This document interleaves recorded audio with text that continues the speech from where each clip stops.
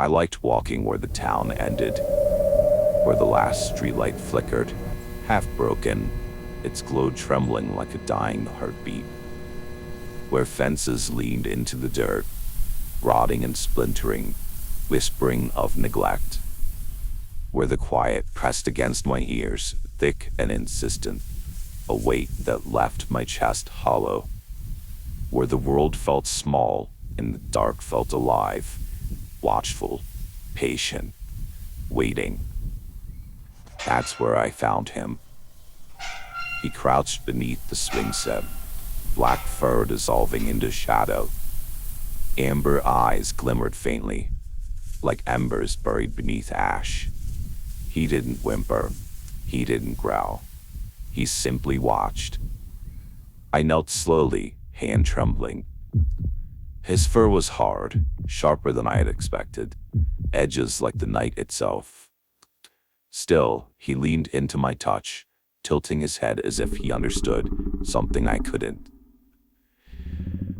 "You're okay now," I whispered. The air thickened, pressed against my ears, listening, waiting. I carried him home. Shadows recoiled, corners deepened. He didn't follow me. He had chosen me. I tried to find a name. Cole, Midnight, something soft, something I could control. Every choice felt wrong. Then came Shade. I didn't speak it aloud. I barely thought it. But the word pressed into my mind, natural, inevitable. He lifted his head, amber eyes caught in the last light of dusk. Shadows clung closer around him. Shade, not just a name, a claim, something alive. My parents argued, Dad's jaw clenched, words clipped and hard. Mom tried to soften it. Maybe if she takes care of him herself. I watched Shade, subtle, quiet, not obvious. But every time they looked at him, their certainty faltered. Dad stopped mid-sentence. Mom's hands hovered unsure, resolved thin like smoke in the sunlight. I said nothing. I didn't move. And somehow they gave in. "You can keep him," Mom said. I knelt beside him, brushing black fur between my fingers. "Shade, it suits you." I didn't own him. He belonged to no one. For now he was here, and I was responsible. Nights grew brittle with leaves. Wind scraped windows like fingernails across old wood. I woke to sounds that didn't belong. Hallway creaks, air shifting near the back door, a faint brush of movement behind me. Shade's place at the foot of my bed was empty, but I could feel him, always, watching, waiting. Out the window, amber eyes glinted from the darkness. I jerked back. When I turned, he was on the rug, perfectly still, as if he had never moved. Sometimes, when the others met his gaze, I noticed fractures, a pause, a stutter, hesitation where there should have been none. I whispered, "What are you, Shade?" He tilted his head, and I felt it, his answer, not words, presence, intention. By the end of October, mornings smelled strange, wet leaves, earth, metallic tang beneath it. The scent clung to the back porch, thick, persistent, like rain that would never dry. Shade never touched his food. Never. Cans, kibble, scraps from dinner. He sniffed, considered, and disapproved. The water bowl remained empty, always. It was as if he drank not water, but the essence of what others carried, their individuality, their will. One morning, paw prints on the porch, darker than mud, smeared across the steps, looping endlessly. Old? I told myself, but each day there were more. Then came stains, faint at first, reddish-brown. I thought it was rust until I saw a tuft of fur near the tree line, not his. Something inside me tightened. I turned away. Later, crouched beside him, the smell clung to my fingers. Not rot, not blood. Something older, colder, like the air before a storm. That night, footsteps circled the house, slow and methodical. I woke to silence. Shade lay by the window, reflection stretched wrong in the glass. Sometimes I caught my parents staring too long. Hands froze, expressions faltered. I said nothing, because every time I thought of speaking, Shade's eyes found mine. Thoughts dissolved. The clearing smelled of earth and decay. Night hung thick, heavier than it should be. Shade was no longer just a dog. His black coat glistened under the faint moonlight, slick like wet stone, fur bristling with tension that seemed alive. Every muscle coiled and listened, aware of everything around him. From the shadows, a figure stumbled forward. Mr. Crawley, the old farmer from the outskirts of town, lanterns swinging, steps uneven, unaware of what waited. Shade moved with terrifying precision, silent, perfectly still. The air compressed around him, pressing against my chest, as if the night itself leaned forward. Then, he shifted. Bones snapped and reformed, wet, sickening pops, bending into angles impossible for any living creature. Limbs coiled backward, joints grinding like broken machinery, his jaw unhinged, teeth glinting in the lantern light, wet and sharp. The metallic stench of iron and soil filled the clearing, thick and clinging. Mr. Crawley froze, his lantern swinging wildly, breath caught. Shade crouched, taut and unnatural, a living weapon. Then he lunged. The sound, ripping, tearing, wet, slammed in the silence. I pressed my face to the log, stomach twisting, wanting to look away. Even the forest seemed to pause. Every leaf hung suspended, night itself, bended to his will. For a heartbeat, his head lifted, amber eyes swept the shadows searching. I felt it, pressure in my chest, slow, deliberate, impossible to ignore. I wanted to scream, to run, but my limbs were rooted, body betrayed by terror. Branches clawed at my arms, roots snagged my ankles, yet Shade glided through the bushes and grass, making no sound. No snapping branches, no rustle of leaves. Moving as if the world bent to him. Shadows swirled around him, pressing weight onto me, urging hesitation I couldn't afford. I dared not look back. Still, I sensed him following, just beyond sight. Amber eyes caught every glint of moonlight, patient and unyielding.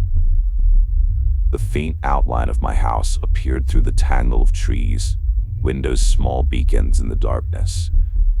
I sprinted blindly, muscles screaming, lungs clawing at cold night air. I slammed through the back door, locking it, pressing my weight against it. Silence, too quiet. Then I felt it, the weight of Shade's presence.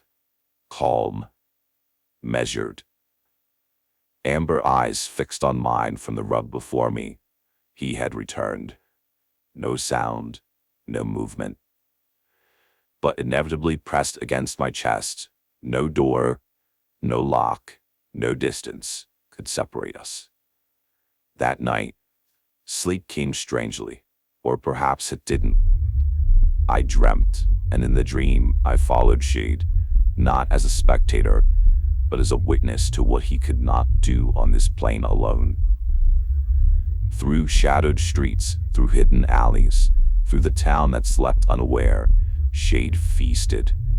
People vanished in ways too quick, too silent, and yet I saw everything. The twisting of bodies, the cold metallic tang of the stolen life, the way he drew their vitality, their essence. And I understood. Shay did not need the food for survival. He fed on minds, on consciousness itself. My mind, my thoughts, my hidden corners, my fears. These were the only sustenance that allowed him to remain in this reality. His hunger was unquenchable, and I was both his witness and his host. I woke drenched in cold sweat, heart hammering, and amber eyes glimmered in the corner of my room, patient and unblinking. A slow realization sank in, heavy as the earth itself. He had always needed me, not for affection, not for loyalty, but for my thoughts to anchor him here. Every hesitation, every secret corner of my mind, every fleeting fear was a meal he savored. The world outside continued, ordinary and indifferent, but inside the house felt smaller, darker, thicker. Shadow hung with intent. Air pressed heavier than it should. I wanted to resist, to fight, to run. Shade's gaze did not just observe, it crushed my will. Every instinct screamed for freedom, yet I could not move. The thought dissolved into nothingness where his eyes landed. The house shifted subtly, as if he had bent reality to himself. Doors hung slightly wrong, mirrors warped. Even reflections felt wrong, stretching in ways that should have been impossible. I realized the truth with a dread that rotted my chest. Shade could not exist here without me, yet I could not exist free from him. And that dread became my life.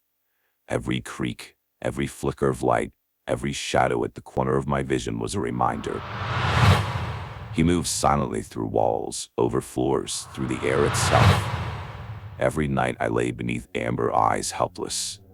Every morning I awoke, knowing he had moved through the world again, unseen, untouchable, feeding, surviving, hunting, while I endured the physiological weight of his existence. Shade was not mine. I was his.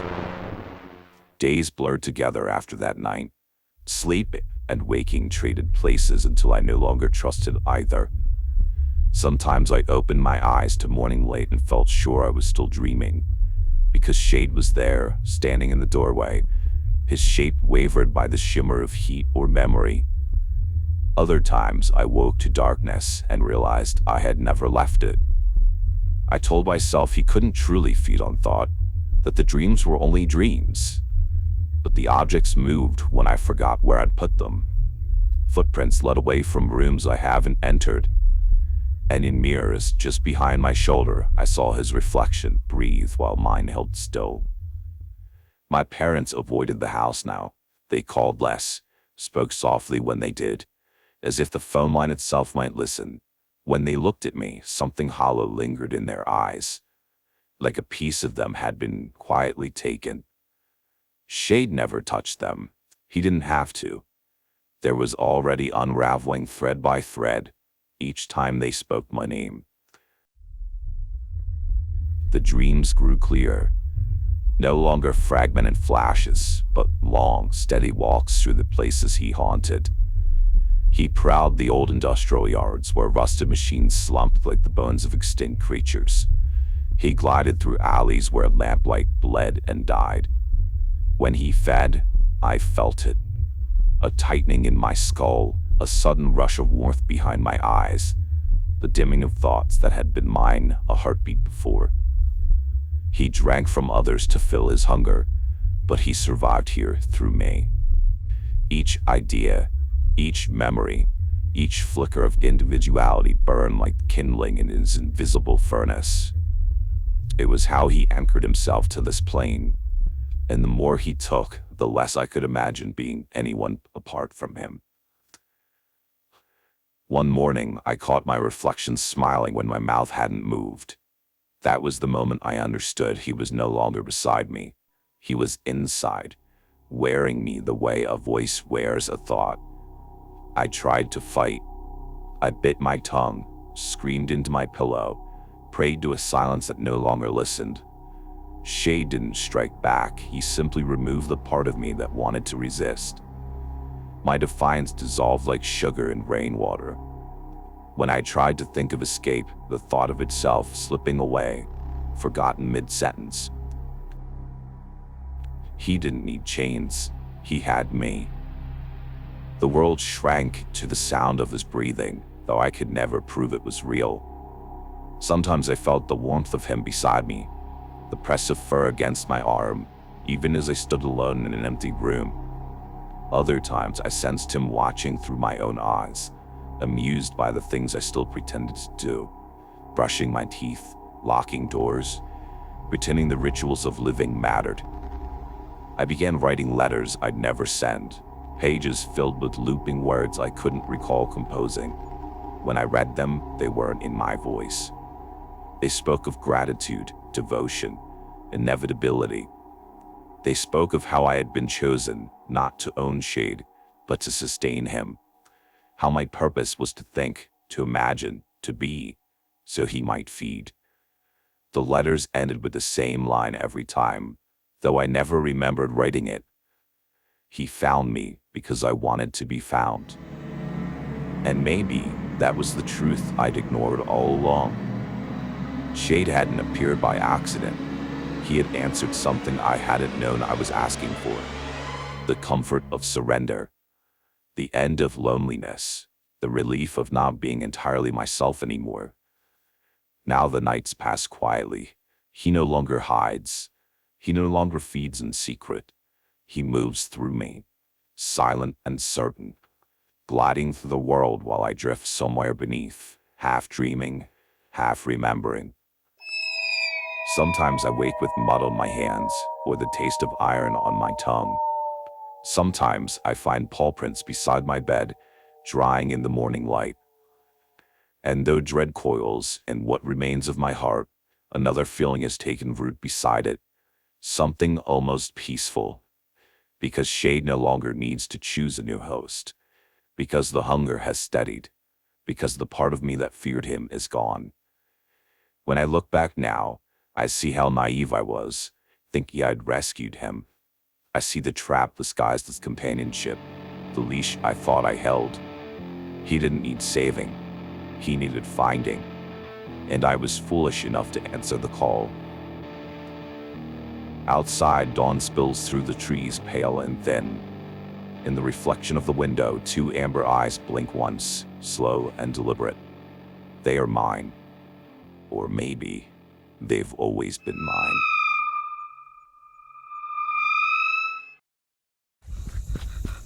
And don't forget to click like and subscribe to join the ritual, only on YouTube.